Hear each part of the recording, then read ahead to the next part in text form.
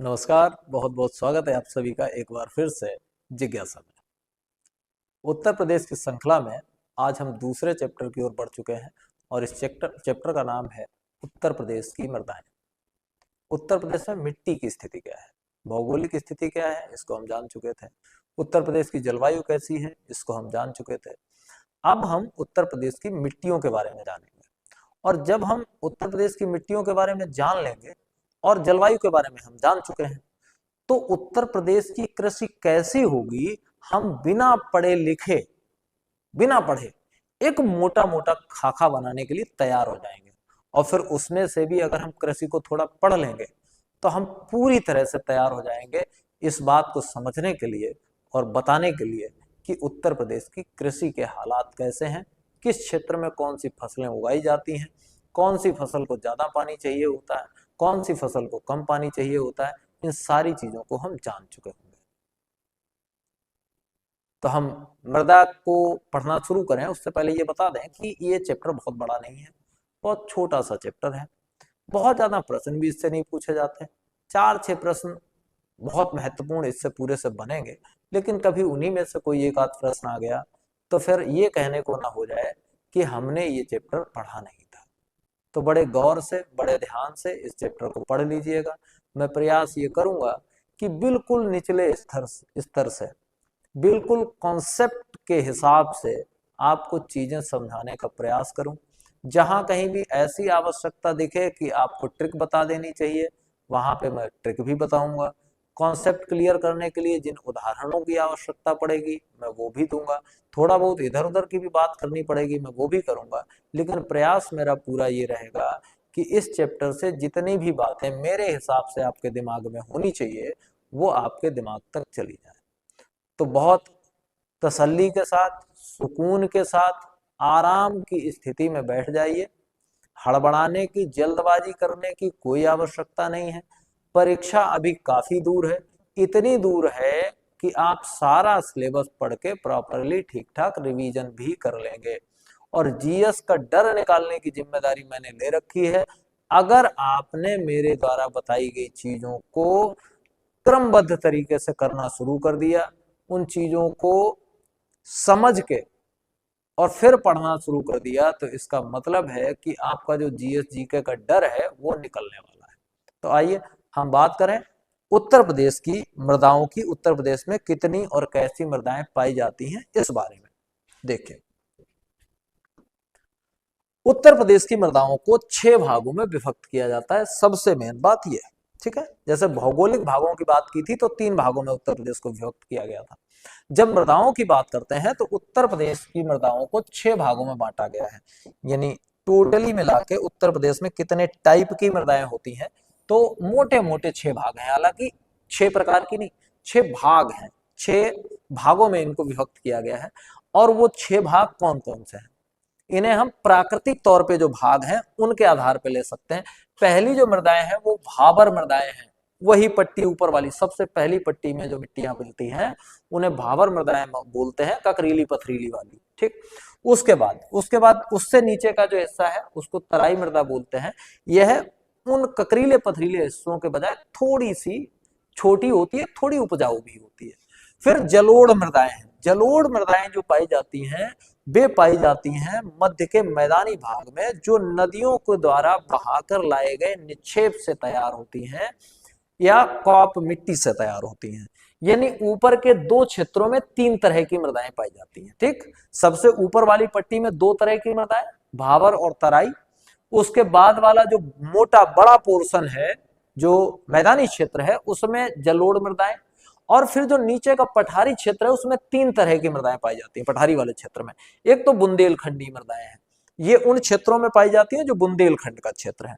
दूसरी विंध्याचल मृदाएं हैं। विंध्याचल मृदाओं का मतलब ये उस क्षेत्र में पाई जाती हैं, सोनभद्र वाले क्षेत्र में, विंध्याचल पर्वत के आसपास वाले क्षेत्र में। और फिर अरावली मृदाएं।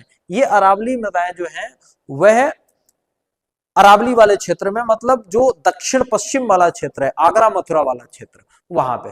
कुल मिलाकर के उत्तर प्रदेश का अगर आप मैप लेंगे तो उस मैप की स्थिति के अकॉर्डिंग आप थोड़ा सा समझ लो। मैं प्रयास करता हूं कि आपको उस आधार पे समझाने की कोशिश करूं, ठीक है। मैप के आधार पर समझाने की कोशिश करूं। चलो मैं मैप बना लेता हूं, ठीक है नहीं अपने पास मैप, लेकिन मैं बना लेता हूं।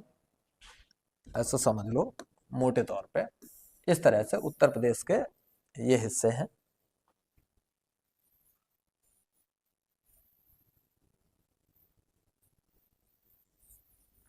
ये उत्तर प्रदेश है आपका, ठीक है। चित्र खराब बने तो देख लेना, कोई खास बात नहीं कि मैं ऐसे ही बनाऊं, ठीक। अब इस क्षेत्र को जब आप देखते हैं तो इस क्षेत्र में सबसे पहली ये जो ऊपर वाला क्षेत्र है, ये वाला क्षेत्र, ठीक है, ये वाला क्षेत्र, इस क्षेत्र की खासियत क्या है, ये क्षेत्र इधर चौड़ा है और इधर पतला है। इस क्षेत्र में जो मृदाएं पाई जाएंगी उनको कहेंगे भावर मृदाएं, ठीक है। यहां जो मृदा पाई जाएगी उसको कहेंगे भावर मृदा।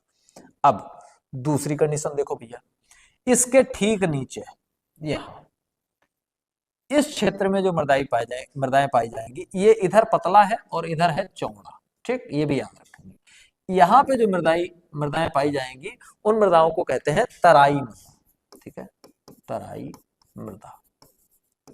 अब तीसरी कंडीशन देखो, तीसरे टाइप की जो मृदाएं हैं उनको जरा देख लो। तीसरे टाइप की मृदाएं इस पूरे क्षेत्र में पाई जाएंगी, इस पूरे क्षेत्र में, इस पूरे क्षेत्र में ये मैदानी भाग है और यहां जो मृदा पाई जाएगी वह मृदा पाई जाएगी जलोढ़ मृदा। और ये बनी किसकी होगी, कॉप मिट्टी की जो बहा के लाई गई या जो निक्षेप होगा नदियों का, उस निक्षेप की बनी हुई होगी जलोढ़ मृदा, ठीक। फिर अगली जो मृदा है वह मैंने आपको बताई है, कौन सी है, वह मृदा है बुंदेलखंडी मृदा। तो बुंदेलखंडी मृदा का क्षेत्र ये है भाई, इस क्षेत्र में पाई जाएगी बुंदेलखंडी मृदा, बुंदेलखंडी मृदा, ठीक। अब अगला क्षेत्र, अगला जो क्षेत्र है वो ये है, ये वाला क्षेत्र, यहां जो पाई जाएगी वो है विंध्याचली मृदा, विंध्याचल की मृदा, ठीक। और अब एक क्षेत्र और बचता है, उसके लिए कौन सा कलर यूज करूं, ये कर लेते हैं। ये वाला जो क्षेत्र है आगरा मथुरा और इधर का क्षेत्र, यहाँ की जो मृदा है वह है अरावली मृदा। अब कर लो क्लियर भाई, बहुत आसानी के साथ मैंने आपको डिजाइन कर दिया पूरा कि जो 6 भाग हैं वो कहाँ कहाँ है। ये जो पहली पट्टी आप देख रहे हैं, ये वाली पट्टी, ठीक है, इसको मैं बिल्कुल पतली लाइन के साथ करूंगा आइडेंटिफाई। ये वाली पट्टी जो देख रहे हैं ये है भाबर मृदा की पट्टी, यहाँ पाई जाएगी। उसके ठीक नीचे जो हरी वाली पट्टी देख रहे हैं ये तराई मृदा यहाँ पाई जाएगी। ये जो बड़ा क्षेत्र बैंगनी मैंने बनाया है ये जलोढ़ मृदा या काप मिट्टी का निक्षेप क्षेत्र है। ये व्हाइट वाला ये क्षेत्र सोनभद्र के आसपास वाला ये विंध्याचल मृदा का है। ये रेड वाला जो ये एरिया है जो बुंदेलखंड का एरिया है, यहाँ पे बुंदेलखंडी मृदा कहते हैं। और ये वाला जो क्षेत्र है ये है अरावली मृदा का क्षेत्र, ठीक है। अब हम बैक चलते हैं, इसको आप चाहें तो स्क्रीनशॉट ले लो, कॉपी में इस तरह से बनाने में आसानी रहेगी, ठीक है।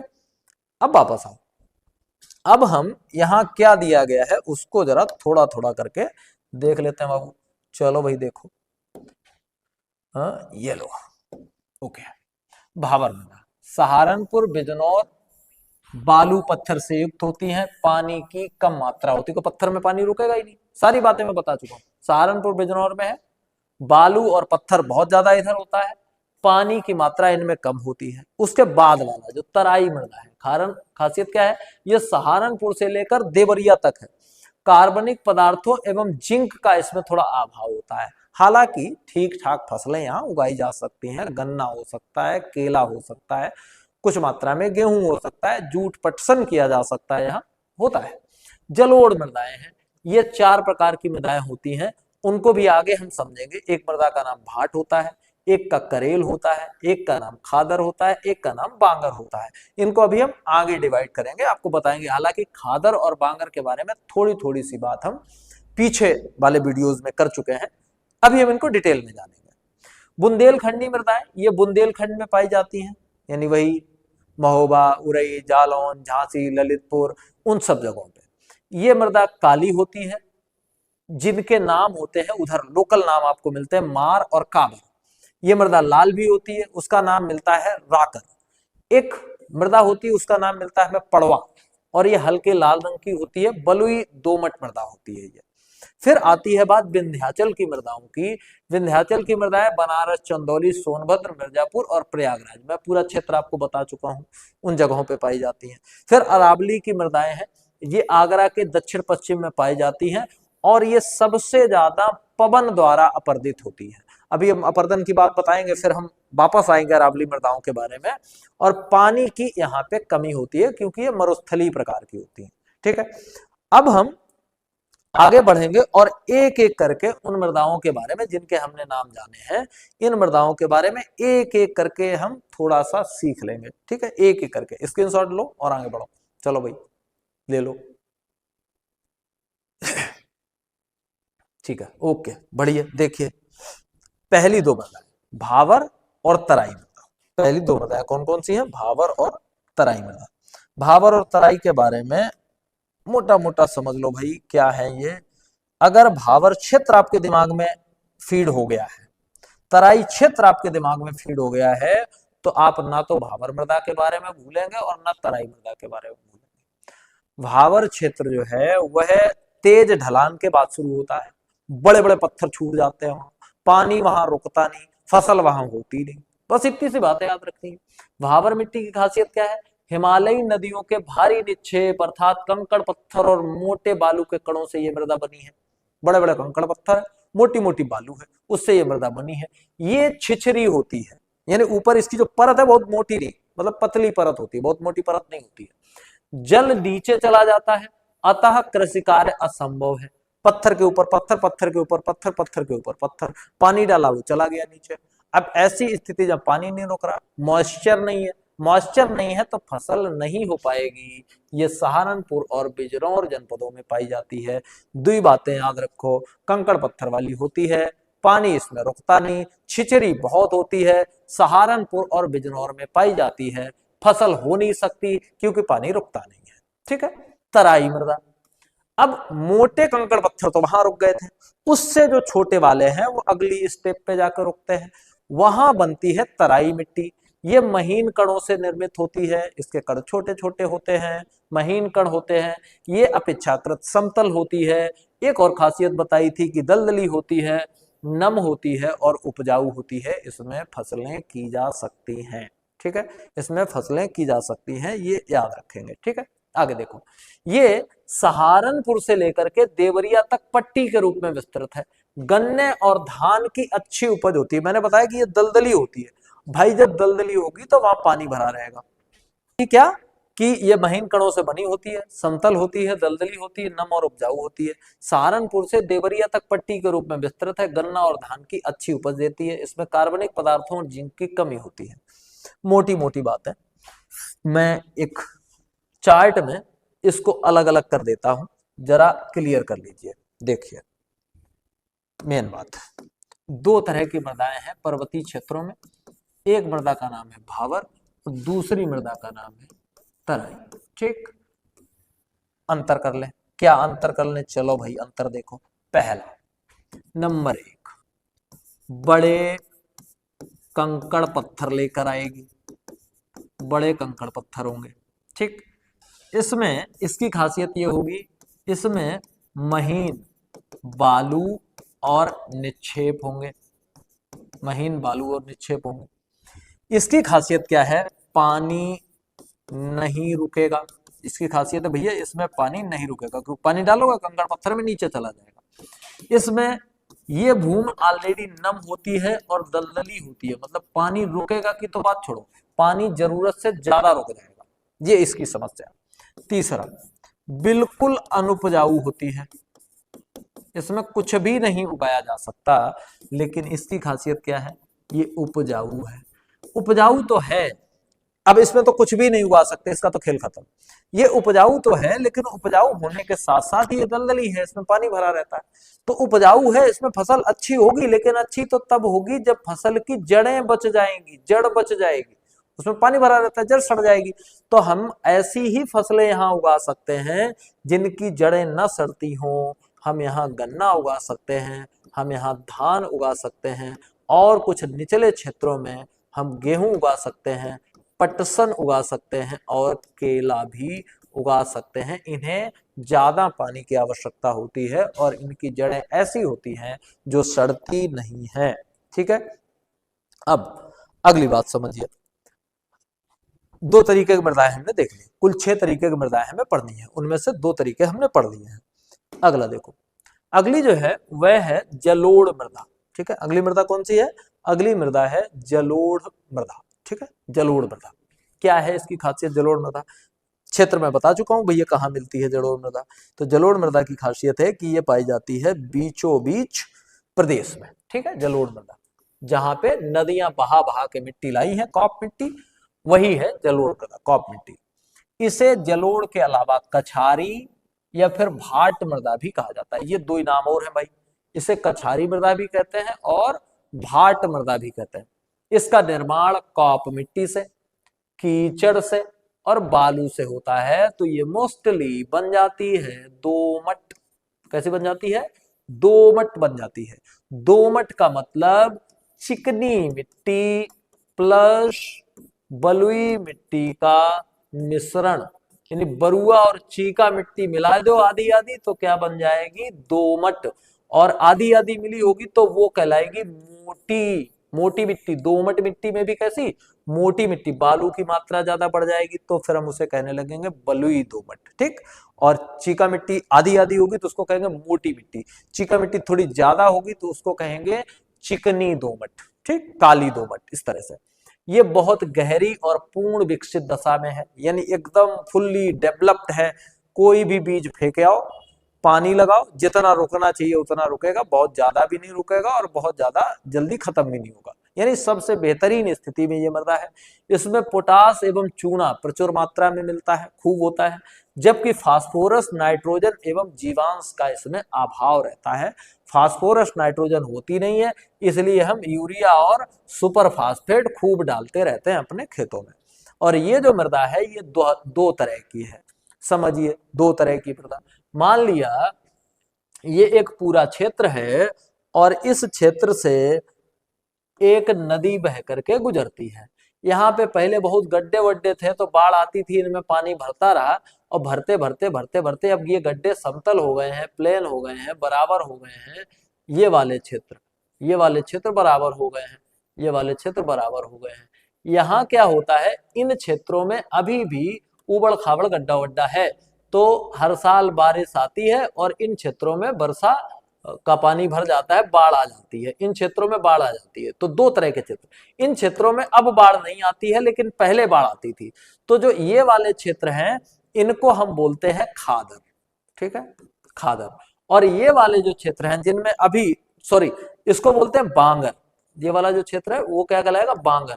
और ये वाला जो क्षेत्र है जिनमें अभी भी पानी भर जाता है ये कहलाता है खादर। बस इतनी सी बात याद रखनी, बाकी कुछ नहीं। देखो खादर मृदा क्या है, इसे खादर, कछारी या नवीन जलोढ़ कहते हैं।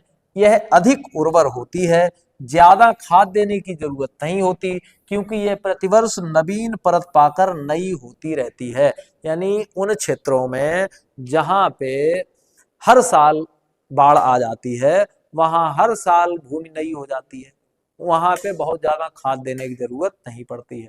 आपको एग्जाम्पल बता दें, आप गंगा गंगा जी के किनारे गए होंगे, वहां पे पालेज होती है, कदुआ, तुरैया, लौकिया, भिंडी, करेला, तरबूज तो खूब ही होते हैं।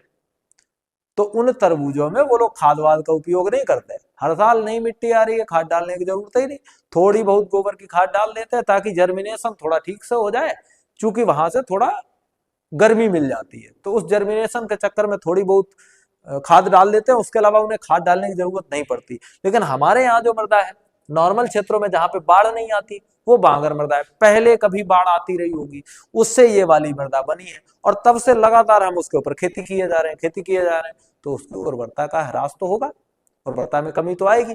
तो जब भाई उर्वरता में कमी आएगी तो आपको उसे उर्वर बनाए रखने के लिए अलग से खाद या उर्वरक की आवश्यकता पड़ेगी। तो यह पुरानी जलोढ़ मिट्टी होती है, अतः इसमें उर्वरा शक्ति लगातार कृषि के कारण क्षीण हो जाती है, अतः अधिक खाद देनी पड़ती है। ठीक, तो 2 मिट्टियां, खादर और बांगर, और कछारी और भाट मृदा जलोढ़ मिट्टी को ही कहते हैं। ये बात भी याद रखेंगे।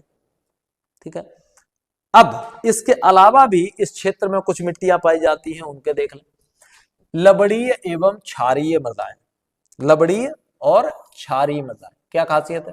बांगर मृदा वाले क्षेत्र में भूमि के समतल होने पर जल निकासी का उचित प्रबंध न होने, नहरों से सिंचाई किए जाने, वर्षा की कमी होने, लवण युक्त जल से सिंचाई किए जाने, ज्यादा सिंचाई किए जाने, जुताई एक गहराई तक ही करते रहने तथा क्षारीय उर्वरकों के लगातार प्रयोग करते रहने से भूमि ऊसर हो जाती है।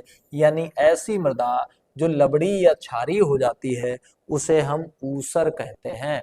अब यहां से एक आपका सोचने और समझने वाला प्रश्न बन सकता है कि कोई मृदा ऊसर कैसे हो जाती है, कोई खेत ऊसर कैसे हो जाता है। ठीक, कारण मैंने लिख दिए हैं। क्या क्या कारण है भाई? खेत तो हो गया समतल, अब आपने पानी भरा और वो भरा ही रह गया, उसमें जितने भी लवण पानी में इधर उधर से बह के आए थे वो सारे के सारे उस खेत में चले गए, निकल ही नहीं पाया। नहरों से सिंचाई की जाती है, उसमें लवणीय जल आता है, बहुत से अपशिष्टों से युक्त जल आता है, उसके कारण वर्षा की कमी हो जाए तो भी क्योंकि लवण जो है जब बारिश होती है तो खेत का पानी जब बह के चला जाता है नदियों नदियों में तो उसके लवण धुल जाते हैं, धुल जाते हैं तो जमीन लवणीय या क्षारीय नहीं हो पाती है तो वो धुल जाते हैं। लवण युक्त जल की सिंचाई करें, अब ऐसा जल जो पहले से ही लवणी है उससे सिंचाई कर रहे हैं तो खेत लवणी हो जाएगा। सिंचाई बहुत ज्यादा करने से भी होता है। फिर जुताई की एक और खासियत है कि हम जुताई जब करते हैं तो हल बदल बदल के जुताई करते हैं, कभी कल्टीवेटर से, कभी हैरो से, कभी और भी अलग हलों से। अगर हम एक ही तरह के हल से हर बार जुताई करते रहेंगे तो एक मोटाई होगी 1 फुट, बस उतनी मिट्टी हम पलटते रहेंगे, नीचे वाली मिट्टी कभी भी उपयोग में आ ही नहीं पाएगी। तो ऐसा करते रहने से खेत हो जाते हैं ऊसर, और ऊसर होने का कारण क्या है? जो मृदा है उसका पीएच बहुत ऊपर चला जाए या बहुत नीचे चला जाए तो लवणी या फिर क्षारीय हो जाती है। ऐसी स्थिति में भूमि कैसी हो जाएगी? ऊसर। ऊसर भूमि को बहुत सारे नाम दिए जाते हैं, कई नाम है। रेह सुना होगा, रिहुआ, रिहुआ। यहाँ पे आप जब ऐसी भूमि पे जाएंगे तो उस भूमि के ऊपर एक सफेद सफेद परत जैसी बनी हुई मिलेगी। पहले जो था जब धोबी घाटों पे कपड़े धुले जाते थे तो कपड़े धोने वाले जो लोग होते थे इसी रेह का उपयोग कपड़े धोने में करते थे क्योंकि ये लवण होता था कास्टिक। ठीक है, बंजर, बंजर भी बोला जाता है, कल्लर भी बोला जाता है, इन नामों से इस भूमि को जाना जाता है। 8.5 से अधिक पीएच वाली मिट्टी का रंग सोडियम लवणों के कारण काला हो जाता है। यानी ऐसी मिट्टी जिसका पीएच वैल्यू 8.5 से ऊपर होता है उसमें आप समझ जाइए काहे की मात्रा ज्यादा है? सोडियम के लवणों की। और ऐसी मिट्टी का जो रंग है वह हो जाता है ब्लैक, काला हो जाता है।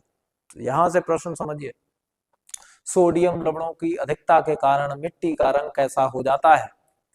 तो काला। मिट्टी का रंग काला किसके कारण हो जाता है? सोडियम लवणों के कारण। इस तरह के आपके प्रश्न बनेंगे। जबकि इससे कम पीएच होने पर सोडियम, पोटेशियम, सल्फेट और कैल्शियम के लवणों के कारण एक सफेद परत पाई जाती है। ये कौन सी? रिहुआ वाली। पीएच इससे थोड़ा कम है, 8.5 से कम है तो सफेद एक परत बन जाएगी इन लवणों के कारण। और फिर एक और मृदा होती है जिसका नाम होता है भूड़ मृदा। 10 से 20 फुट ऊंचे दोमट बलुई मिट्टी के टीलों को भूड़ कहा जाता है। देखे होंगे टीले होते हैं 10 से 20 फुट ऊंचे और उनमें मिट्टी की खासियत क्या होती है? दोमट बलुई होती है, मतलब बालू होती है 70-80%, और जो काली मिट्टी होती है जिसको चिकनी मिट्टी बोलते हैं उसकी प्रतिशतता 10-20% होती है। तो ऐसी मिट्टी जिसमें मोटी मिट्टी कम, बालू मिट्टी ज्यादा होती है और उसके टीले बन जाते हैं तो उन टीलों को कहा जाता है भूड़, और ये अनुपजाऊ होते हैं। ठीक, इसके अलावा भी मृदाओं के 2 टाइप और जलोढ़ मृदाओं में आते हैं। अगला है मरुस्थलीय मृदा। शुष्कता एवं भीषण ताप के कारण चट्टानें विखंडित होकर बालू के कणों में बदल जाती हैं। इससे लवण व फास्फोरस अधिक मात्रा में पाए जाते हैं। जीवांश व नाइट्रोजन का अभाव होता है। इससे कुछ मोटे अनाजों की खेती की जा सकती है मथुरा, आगरा और अलीगढ़ आदि में। समझिए ये कैसी मृदाएं हैं? मरुस्थली। हुआ ये कि बड़े बड़े पत्थर थे, अपर्दन और अपक्षय हुआ, उस अपर्दन और अपक्षय से वो बिखर गए, छोटे छोटे कण मिट्टी मिट्टी बन गए। मिट्टी तो बन गए लेकिन इस मिट्टी की खासियत क्या है? इसमें लवण बहुत ज्यादा है। तो जब लवण बहुत ज्यादा है तो ये उर्वर नहीं है। इसकी खासियत क्या है? ये उर्वर नहीं है, उर्वर नहीं है, तो इसमें मोटे अनाजों की खेती की जा सकती है। थोड़ी बहुत मक्का है, ज्वार है, रागी है, ठीक, कोंदो है, इस तरह के जो मिलेट्स हैं उन मिलेट्स की खेती इसमें की जा सकती है। कहाँ कहाँ ये पाई जाती है? मथुरा, आगरा और अलीगढ़ क्षेत्र में। फिर अगली मृदा आती है काली या रेगुर मृदा। इसे करेल भी कहते हैं, कुछ जगहों पे मार भी कहते हैं। इसे कपास मृदा भी कहा जाता है क्योंकि कपास के लिए थोड़ी ठीक होती है। और ये मृदा पाई जाती है कहाँ? बुंदेलखंड क्षेत्र में। ये इस मृदा की खासियत हो गई। ठीक, अब हम तीन तरह की मृदाओं की बात कर चुके हैं। भाबर क्षेत्र की मृदाएं, तराई क्षेत्र की मृदाएं और फिर मध्य मैदानी क्षेत्र की मृदाएं। अब हम चौथी मृदा की बात करें, और चौथी मृदा कौन सी है? बुंदेलखंडी मृदाएं। बुंदेलखंडी मृदाओं की खासियत क्या है? इन्हें किन नामों से जाना जाता है? इसमें कई प्रकार की मृदाएं आती हैं और सबसे ज्यादा अगर प्रश्न यहां से कुछ पूछा जाता है तो वो पूछा जाता है इनके नामों से रिगार्डेड। ठीक है, इनके नामों से जुड़ा हुआ प्रश्न मोस्टली यहां से पूछ दिया जाता है। बुंदेलखंड, आप लोग स्क्रीनशॉट लेते चलो भाई, मुझे याद नहीं रहता, आप लोग ले लिया करो, जब मैं सामने ना हुआ करूं तब आप स्क्रीनशॉट ले लिया करो, ठीक है, ताकि लेखन में आपको दिक्कत ना आए। साथ साथ लिखना थोड़ा कठिन हो जाएगा, आप स्क्रीनशॉट ले लो प्रत्येक पेज का, बाद में अपने नोट्स बना लो। और जिस समय मैं वीडियो पढ़ा रहा होता हूँ उस समय केवल पढ़ लो, गौर से सुन लो बेटा, कल्याण हो जाएगा। इसको आप ऐसा समझो कि सत्यनारायण स्वामी कथा मैं सुना रहा हूँ और ये कथा वाकई में आपका कल्याण करने वाली है। 100% वैज्ञानिक आधार पे ये कथा आपका कल्याण करने वाली है। सत्यनारायण स्वामी की कथा सुनो, पंजीरी नहीं मिलेगी, इसमें सैलरी मिलेगी। सत्यनारायण स्वामी कथा में पंजीरी मिलती है, इस कथा में सीधी सीधी आपको सैलरी मिलेगी, बढ़िया सैलरी। और उससे सैलरी से एक और फल मिलेगा कि जब सैलरी आने लगेगी तो ब्याह हो जाएगा आपका, ये और एक बढ़िया काम होगा। इन मृदाओं को कई नामों से जाना जाता है। पहली जो है लाल मृदा है, पहली मृदा लाल मृदा है और इसका निर्माण जो है वह विंध्य की लाल चट्टानों के टूटने से हुआ है। लाल क्यों होती है? क्योंकि इसमें लौह अंश की अधिकता होती है, Fe, लौह अंश यानी Fe की अधिकता होती है। चंदौली, सोनभद्र, मिर्जापुर, झांसी, प्रयागराज में पाई जाती है। दलहन, तिलहन और गेहूं की खेती इस मृदा में होती है। दूसरी मृदा, इसको बोलते हैं परवा, पड़वा या पड़ुआ। ठीक है, ये मृदा आपने अपने घरों में देखी होगी। अब मैं बता दूं आपको, ये वह मृदा है जिससे आपके घर का चूल्हा पोता जाता है। ठीक है, चूल्हे की पुताई होती है तो वो सफेद सफेद जो मृदा होती है वह होती है पड़ुआ या पड़वा बोलते हैं उसको, या परवा बोलते हैं। हमीरपुर, जालौन, यमुना तटीय विहड़ों में पाई जाती है। हल्के लाल भूरे रंग की बलुई दोमट मृदा है। ज्वार और चना उगाया जाता है। मार और माड़ मृदा, ये काली या रेगुर मृदा के समान चिकनी और काली होती है। जल की मात्रा इसमें कम होती है, कृषि कार्य करना इसमें कठिन है। राकर या राकड़ मृदा, ये लाल भूरे रंग की दानेदार मृदा है। तिल और चने के उत्पादन इसमें संभव है। और सबसे अंत में है एक मृदा जिसका नाम है भोंटा, ये हल्की लाल होती है और ये दोमट प्रकार की मृदा होती है। और हल्की लाल होने का कारण आपसे खूब पूछ दिया जाता है, बस इतना और याद कर लो कि वो कारण क्या है। जो भी मृदाएं लाल होती हैं, मोटे तौर पे समझो, जो भी मृदाएं लाल होती हैं उन सब लाल मृदाओं के पीछे एक बड़ा कारण होता है और वह बड़ा कारण होता है Fe का होना, लौह अंश का होना एक बड़ा कारण होता है किसी भी लाल मृदा के पीछे। अब इस चैप्टर में एक चीज और बची है, उसको बहुत गौर से समझ लो। अगला जो टॉपिक है इस मृदा में, इस चैप्टर में, उसको समझो क्या है। वो एक बेसिक है, उसको बेसिक की तरह समझ लो। या आप में से कोई बता सकता हो तो भैया बताओ। दो चीजें मैं लिख रहा हूं, एक लिख रहा हूं अपक्षय और एक लिख रहा हूं अपर्दन। कोई बताएगा? अपक्षय और अपर्दन, ये क्या मसला है भाई?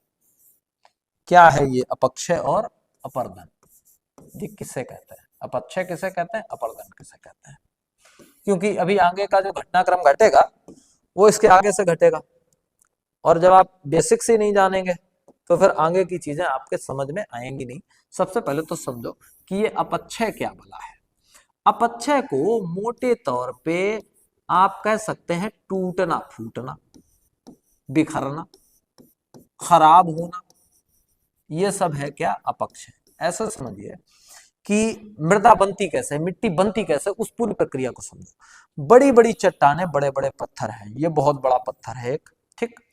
अब इस पत्थर का टूटना फूटना होगा और वो टूटना फूटना कहलाएगा क्या, अपक्षय। अपक्षय कई तरह का हो सकता है। पहला अपक्षय है उसको हम कह सकते हैं भौतिक अपक्षय। दूसरे तरह का अपक्षय है वो है रासायनिक अपक्षय। और तीसरे तरह का अपक्षय है उसे हम कहेंगे जैविक अपक्षय। यानी यह चट्टान, जो चट्टान है, ये कैसे कैसे टूट सकती है, तरीका समझिए। इस चट्टान का टूटने का पहला तरीका है कि इस पे रोज सूर्य की किरणें पड़ेंगी। सूर्य की किरणें पड़ेंगी तो ये हीट करेगी, गर्म होगी। और आपको पता है जब यह गर्म होगी तो इसके जो अणु हैं उन वो प्रसारित होंगे, दूर दूर जाएंगे। जब ये प्रसारित होंगे तो ऐसा मान लो कि ये फैलेगी और रात में पड़ेगी ठंड। रात में जब ठंड पड़ेगी तो ये फिर सिकुड़ेगी, तो फैलेगी, सिकुड़ेगी, फैलेगी, सिकुड़ेगी। हजारों वर्षों तक, लाखों वर्षों तक जब ये प्रक्रिया होती रहेगी तो इसके अणुओं के बीच में जो बंध हैं वो कमजोर पड़ जाएंगे। और कमजोर पड़ जाने से यह पत्थर टूट जाएगा, चटक जाएगा, फट जाएगा, बिखर जाएगा। एक तो ये हुआ। और एक बात और याद रखिए, कोई भी अपक्षय अकेला नहीं होता, सारे अपक्षय साथ साथ होते हैं। अब समझिए दूसरी एक घटना तो ये होगी। फिर इस पे पानी बरसा तो पानी से थोड़े थोड़े कण निकल के पानी की टक्कर से चले गए, तो इस तरह से एक अपक्षय हो गया। ये कैसे अपक्षय है, भौतिक। अब समझिए पानी बरसा, और पानी बरसा क्या, वर्षा कौन सी हुई, एसिड रेन हुई है, अम्ल वर्षा हुई है, ठीक। अब ये अम्ल वर्षा हुई, उस अम्ल वर्षा में जो अम्ल था और इसमें कोई कंपोनेंट था, एक रासायनिक केमिकल था, उस केमिकल और एसिड रेन का जो एसिड था, उन दोनों के बीच में कोई केमिकल रिएक्शन हो गया। मान लिया ये चूना पत्थर की है और पानी बरसा, तो फिर केमिकल रिएक्शन हो जाएगा। तो ऐसे केमिकल रिएक्शन जब हो जाएगा तो उस केमिकल रिएक्शन से इसके बंध टूट जाएंगे और ये बिखर जाएगी, फट जाएगी। तीसरा कारण है जैविक कारण। इस शिला के ऊपर छोटी छोटी छोटी छोटी शैवाल उगाई, वो इसको धीरे धीरे खराब करेगी। बीच में थोड़ी सी दरार पड़ी थी, उसमें बरगद का एक बीज चला गया, अब वो बरगद का पौधा, उसकी जड़ें अब धीरे धीरे इसको फाड़ रही हैं।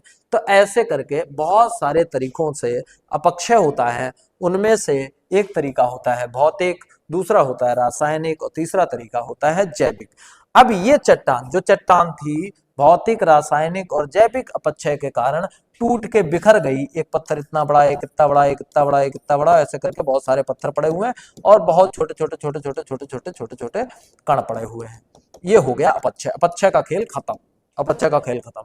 अब दूसरी घटना आएगी, उसको कहेंगे अपर्दन। अपर्दन का मसला है भाई। अपर्दन मसला ये है कि टूट फूट के इतनी बड़ी चट्टान थी, इतने सारे मटेरियल में आ गई। अब ये मटेरियल जो है, अब उधर से चली हवा, मटेरियल है हल्का, उड़ गया, यहाँ आके गिरा, ये छोटे छोटे कण यहाँ आके गिरे, ठीक है, हवा से उड़ के। ये हो गया वायु अपर्दन। अपर्दन का मतलब हुआ उस टूटी हुई मृदा को एक स्थान से दूसरे स्थान पर ले जाना। फिर पानी बरसा और पानी में तो थोड़े बड़े भी कण बह के इधर आ गए और वो मृदा यहाँ आके, छोटे छोटे कण और वो मृदा सब यहाँ आके इकट्ठी हो गई। ये हो गया कैसा, जल अपर्दन, वायु अपर्दन और जल अपर्दन। तो कुल मिला के आई थिंक आपको अपक्षय और अपर्दन की प्रक्रिया समझ में आ गई होगी। एक बार कमेंट करके बताओ आ गई बात समझ, तो आगे बढ़े। तो इसके जो फैक्ट्स हैं उन फैक्ट्स को देख लेते हैं, ठीक है, फैक्ट्स को देख लेते हैं। एक बार कमेंट करके बताओ।